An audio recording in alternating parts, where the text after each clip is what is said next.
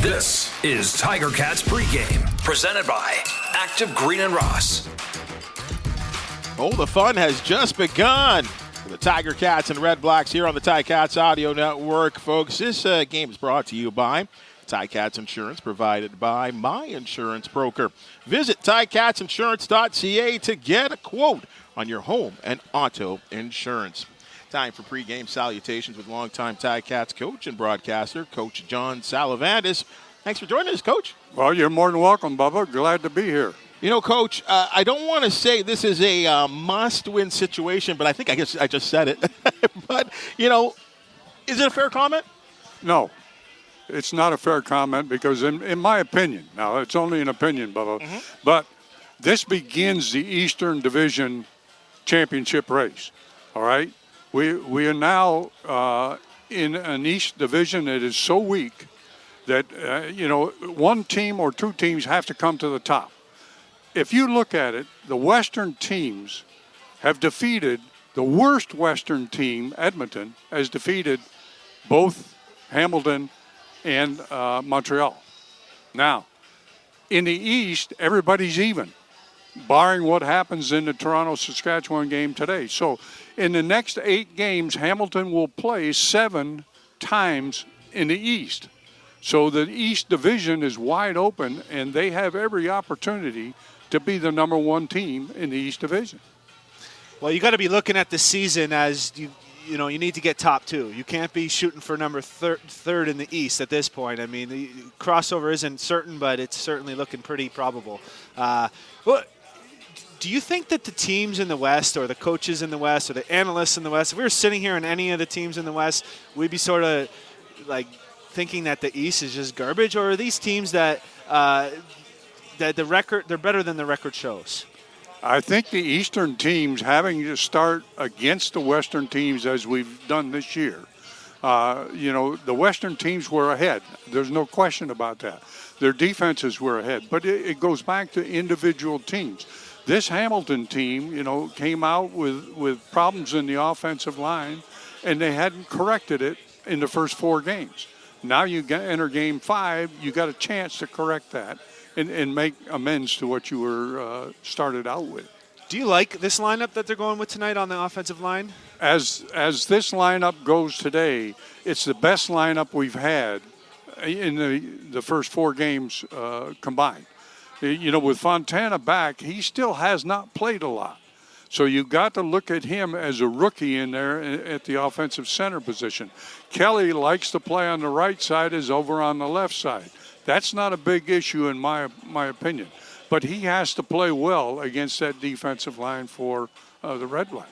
And he's had some time now to really understand. I mean, he came in or got traded on a Wednesday, was dressed on a Thursday, and had to play on a Saturday. So I think that extra time, the bye week, probably helps him to really, he's a veteran player, to really get associated with the Ticats way of doing things. I think you're right, Bubba, and I think he's got to prove that on the field.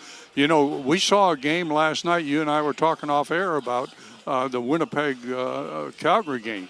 And you saw what good offensive line play is, and you saw what good defensive line play is. That's what Hamilton needs to do today. They've got to turn loose their defensive ends. Hauser is a great pass rusher. Stop dropping him into the secondary. Bring him off the edge, and let's get some pressure on this young quarterback. He's only a second-year quarterback.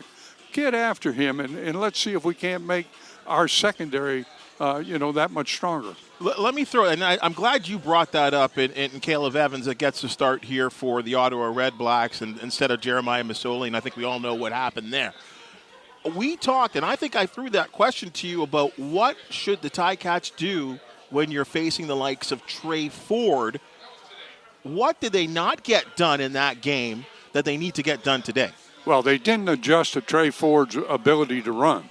That was the number one thing that I saw in that game. They were running a stunt on the outside. We used to call it outlaw and Indian. And what they were doing was they were putting the will linebacker on the inside rush, and the defensive end had to contain. And the defensive end was not capable of containing Trey Ford. And so they let him outside. He was able to extend plays and make plays down the field with his feet. Because I think Evans is kind of the same sort of quarterback in terms of the way they play. That's a possibility. We'll wait and see today. Do you think it's important that they get Don Jackson involved in the running game, or just or run pass option? How important?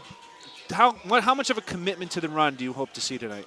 Well, I've always said you've got to run the ball. You cannot be an unbalanced offense in which you're throwing the majority of the time. In the last 4 games, we've thrown up 2 interceptions in each game, or we've averaged 2 interceptions per game.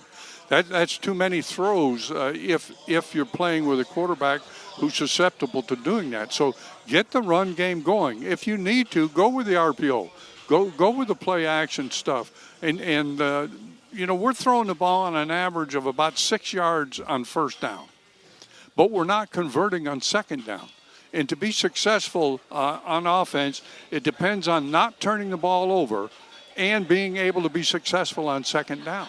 And that is where your run game really has to play into it. Well, I believe our second down average is something 8+ yards, and the conversion rate's only about 35% right now. So both areas that we'd want to improve. From a coaching perspective, coming out of a bye week when you're 0-4, do you simplify the playbook? Do you keep it status quo and keep building, or maybe try some complete switch up? What would your philosophy be? Well, my thought was this: that the number one thing they had to do in the bye week was self-evaluation. The coaches had to do self-evaluation. What am I doing that has caused us to be 0-4? Second to that, they then had to do self-scouting. And they had to go through every play. From that, they will do one of the things that you're talking about, either simplify things or add in some things that they have not been doing and do the best they can do. You've got to play your best offense. If you're a drop-back throwing team, drop back and throw it. If you're a running team, run the ball. But balance those two things up. If you have to, sprint outside with the quarterback and make your throws from there. Move the pocket. Do something different. 0-4 is not acceptable. They know that. So we'll wait and see the advantage they change to today. Go back to what Hamilton's done in the quarters. We talk about finishing a ball game. In quarter number 1, they're plus 24. In quarter number 2, they're minus 1. In quarter number 3, they're minus 17. Wow. In quarter number 4, they're minus 44. Oh, my goodness. And they're 2 and out. They're worst in the league. 26 times they've been 2 and out.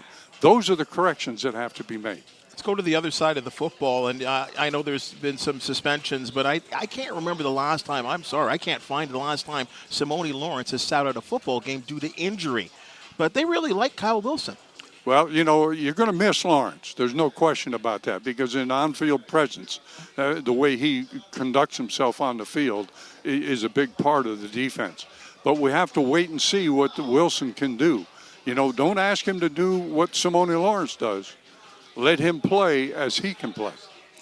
Coach O always talks about that the team has been successful in spurts and at times, but just not when it mattered the most, and not executed when it mattered the most. And finish is a word he uses. How do you change that based on the game situation, executing in certain situations versus others, and what adjustments could you make to improve on the finish when it matters in the third and fourth? Well, finish matters all the time, but as you say, when you're getting down to the very end of a ball game where you've got to be able to control the ball, we go back to the run game. You've got the ball with a minute and a half to go. What are you going to do with it? If you go 2 and out, they've got plenty of time to score. So you go to your run game. In as much as you were able to run in the early part of the game, you'll be able to run in the last part of the game. If you have not run the ball at all, and now you come down to that situation, how do you accomplish it? You can't. So you've got to be able to balance it up like we're talking about. I like what you said. Play to your strengths, stick with your identity, and just gas to the floor. I got about 30 seconds here, Coach. I want to throw one last one at you. the word pressure. Is that a good thing or a bad thing for this team right now? Are we talking about pressuring the quarterback or pressure on the team? Pressure on the team. Well, I think every player on the team has a pressure within himself. That's the pressure he realizes. That's the pressure he feels. I don't think as a team they will feel the pressure of the 0-4 start. They know where they stand. Now they can get on a run, and it's happened numerous times in the CFL where teams that started poorly ended up in the Grey Cup. John Salavanis with his pregame salutations. Coach, always great stuff. Thank you so much for joining us, and we look forward to chatting with you and breaking down hopefully another win, and we get going on when we're talking about the BC Lions. Time for a second break, folks, and when we return, we will be speaking to the enemy as TSN 1200 Red Blacks analyst Nolan McMillan joins us. Stick with us on the Journey Rewards pregame on the Ticats Audio Network.